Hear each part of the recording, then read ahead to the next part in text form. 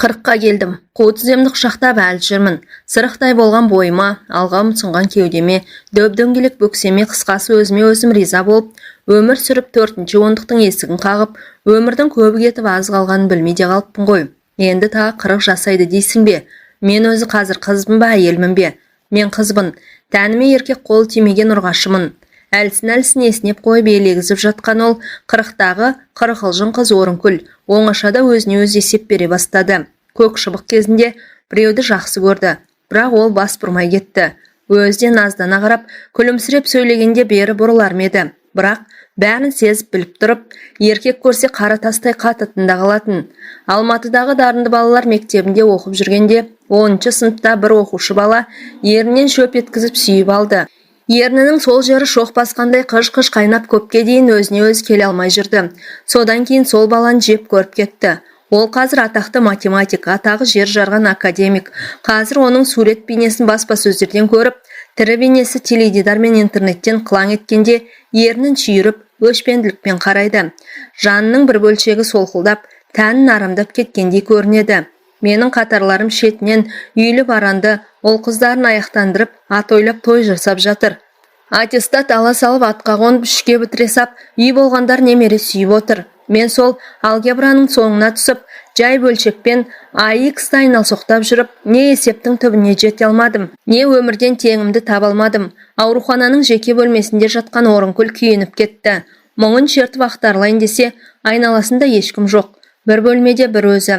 Жалғыз адамдық бөлмеге жат жұртта қалғандай жатқызып қойғанын қарашы. Бас жағында томпиған 4 бұрыш тумбочка, үстінде сорайған сарағаш бөтелкесі, қасында бөтелкені күзеткен жалғыз жылтыр стакан. Жалғыздықтың бәрін бір басыма жазып қойған екенде деп, өмірден өтіп кеткен анасын кінәлады.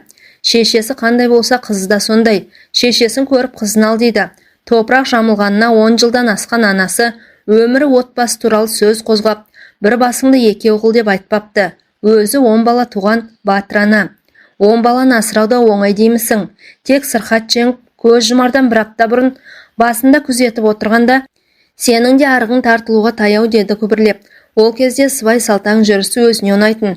Тіпті баласының боғына тайып жығылып жүрген құрбы құрдастарын көрсе, жирене қарап, өзін солардан екі ел болса да артық санайтын. Сөйтсем, мен ақпай қалған арық секілді суға сусаған сорлы екенмін ғой деп, жаны ауырып, пышаққа түскенде ғана өзінің осы жүрісіне есеп бергендей болып елегізіп жатыр. Бала шаған болса қоңғырғатпай артымнан ағылып келіп жатар еді. Кезекпе-кезек басында отырар еді. Пышаққа түскенше 10 күн дайындады. Ең жақын деген 2 жеңгесі, олардың бала шағасы келді. Пышаққа түсіп, ота жасағасын үлкен жеңгесі бір рет бой көрсетті. Содан кейін бір партада отырған сыныптасы келді. Онымен де шер тарқатып сырласқысы келіп еді. Кішкенемді балабақшадан, үлкенімді мектептен алуым керек деп, өпеліктей ұшып қонып тез кетті. Ол айналасындағылардың бәрін кінәлай бастады. Әркім өзі үшін өмір сүреді екен ғой. Кешегі ха-ха күлкі, оңашадағы құйқылжыған әңгіме, тыртыңдап билеген көңілді кештердің бәрі қол бостағы қимыл құбылыс екен.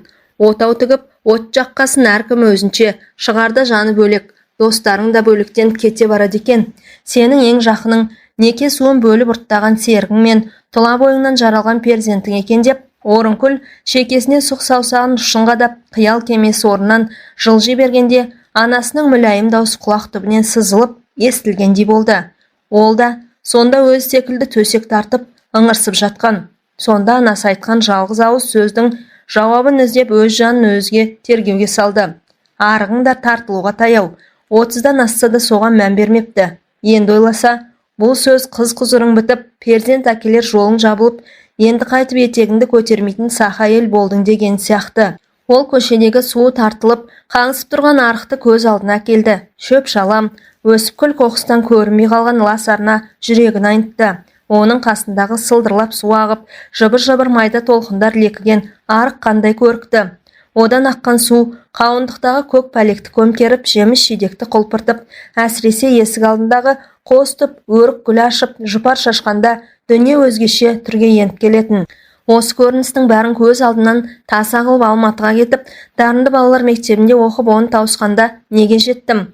Оның көз алдындағы тағы да тақтаға бормен жазылған AX2 елестеді. X математикадағы белгісі мөлшер болса, Мен өмірдегі шешуі жоқ жұмбақпын. Айық жұмбағы көп өмір болса, шекесіндегі екі сан сияқты екеу болып, біреумен қол ұстасқанымда ғой. Сол екі саны мен үшін тек тақтадағы жұмбақ екісінің шекесінде тұрып қалды деп, өкінішіне толы, ойы он саққа бөлінгенде, есікті серпіле ашып, емдеуші дәрігер Орынбай кіріп келді. Жаңағы жан ауыртқан қиял мен әртүрлі елестер сытылып кетіп, айналасы аппақ әлемге малынып, қарсы алдында орта бойлы, дембелше келген ат жақты қос мұрын жігіт тұрды. Қалай Орынкүл қыз деді де, әй-шайға қарамай, үстін жапқан ақ жайманы сыпырып тастап, қарының ота жасаған жерін алақанымен басты. Осылар оташылар ятсыз, ең болмаса ішіңді аш деп айтпай ма? Әй-шайға қарамай жамылғыны жұлып алды. Жұрттың бәріне сөйтем екен, әлде тек мен ғана басынам екен. Басы бос, ешкімі жоқ сорайған соқа басы деп басынатын шығар. Алақанын тыртық боп бітіп келе жатқан жараның орнында қойғанда жаны жай тапты. Алақаны қандай ыстық, әлде келерде бірдеңе жағып келеді ме екен? Дәрігерлердің өз заңы бар ғой. Орынкүл жалғыз басты болғасын ба, күдігі соңынан ілесіп жүреді. Әлде сенер ешкім болмай, әр нәрсенің әрісін ойлап үйренгендіктен бе, қашанда ақиқаттың қасынан күдік ізде өзіне өз келіп, кәрі қыз атанғалы бергі дағдысы. 3 күннен кейін шығасың. Шығардан бір күн бұрын айтамын. Бір рет көк дәрі жағамыз. Сосын көк дөнендей бүлкілдейсің деп тез-тез сөйледі де шығып кетті. Жауырыны қандай жалпақ, қолы қандай ыстық, бірақ осы кісінің сөз сарына түсіне алмайды. Әсіресе алғаш алдына барғанда ештеңе ұғалмай дал болған. Өзінің күн сайын аяғы ауыр әйелдерде іші көтеріліп келеді. Ол бірден неше айлық деді. Бұл жауап бере алмай бұйығып, басын төмен сала берді. Неше айлық деймін? Неше айлығы несі? Мен екіқабат емеспін ғой. Шын ұстап көрді де, ешқандай демалған белгі білінбейді. Басқа жағын демалып тұр. Ол да шаршаған дегенде өң жүзі алаулап жерге кіріп кете жаздады. Анализ тапсыр деп тілдей қағазға бірнеше жолдама жазып берді. Соңынан рентгенге түстеп тағы да бір белінде қызыл жолағы бар айрықша қағазға шимайлап қолын қойды. Сөйтсе, бұл жатырды тексеретін ерекше жолдама екен. Бәрін бітіргесін қайтып кел. Шүпірлеген қағазды ұстап бөлмеден шықты. Қандай ұятсыз дөрекі адам деп жек көріп шыққанмен қазір ғана қасынан кеткенде шамалы тұра тұрғанда ғой деген бір әулекті сезім әуреге сала бастады. Сол кездері бетінен басып, ағаларының үйіне бара алмай қалды. Іші көтерілген көрген жұрт некесіз буаз болды деп біреуі болмағанмен, біреуі сайық-мазақ күлкіге салып, сан құбылтары сөзсіз.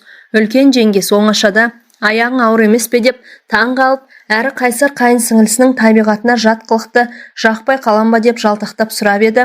Жұрттың бәрі солай ойлайды, білмеймін. Өзімнен өз көтеріліп барады деді төмен қарап. Содан жеңгесі аяқ астынан бәйек боп жан-жаққа телефон шалып, біреу арқылы осы дәрігерді тауып берді. Сол жол тілінен де қолынан да келетін жанашыр жеңгесіне наз айтты. Осы жасқа келгенше жігітің бар ма деп сұрамадың деді, жанарын төңкере қаларап.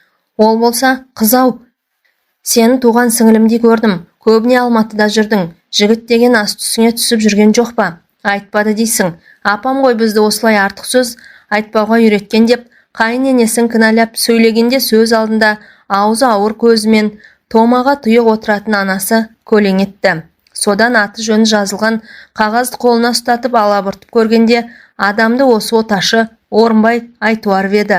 Жұрттың бәрі қолы жеңілдеп кәсіби шеберлігіне тәнті екен. Тіпті ауруханада жатып 10 күнде байқағаны, осындағы төмен етектілердің бәрі оны көрсе басын иіп бәйек бола қалады.